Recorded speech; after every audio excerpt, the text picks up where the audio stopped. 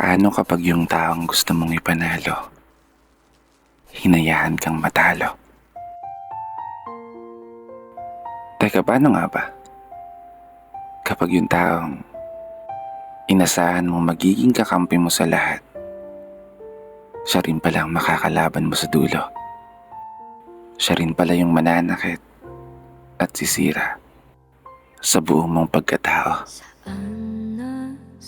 Paglilinaw lang ha, hindi ko to sinulat para saktan ka o ipaalala yung taong nanakit sa'yo.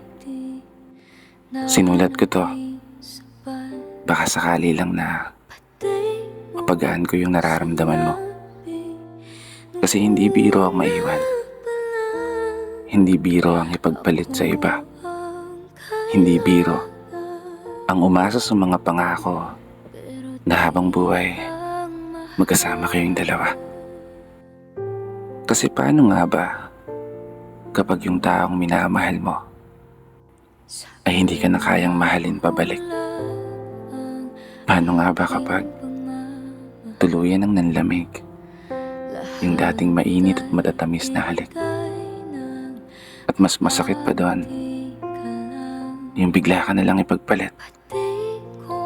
Paano ka nga ba makakabangon muli? Paano nga ba pahihilumin yung sugat kung sa tuwing ipinipikit ang mga mata ay palaging imahe mo pa rin ang siyang bumabalik? Oo, naiintindihan kita sa punto na mahirap naman talaga kalimutan agad yung taong minahal mo ng sobra. Mahirap naman talaga muling maging masaya kung nasanay ka na siya ang palagi mong kasama. Pero wala ka ng ibang magagawa kundi kailangan mong tanggapin ang lahat at maging matatag hanggang sa araw na humilom ang mga sugat at muling makausad na sa paglalakad ay wala ka ng lilingunin na alaala. Magiging okay ka rin balang araw.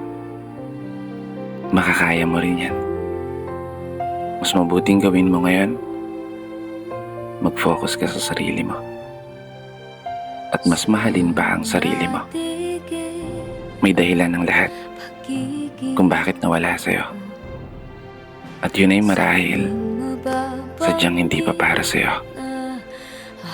Palagi mong tatandaan, ang pag-ibig ay isang sugal na minsan pwede kang matalo at pwede kang manalo. Magtiwala ka lang sa kanyang mga plano dahil darating din ang araw, mangyayari din lahat higit pa sa mga hinihiling mo. Isang mahigpit na yakap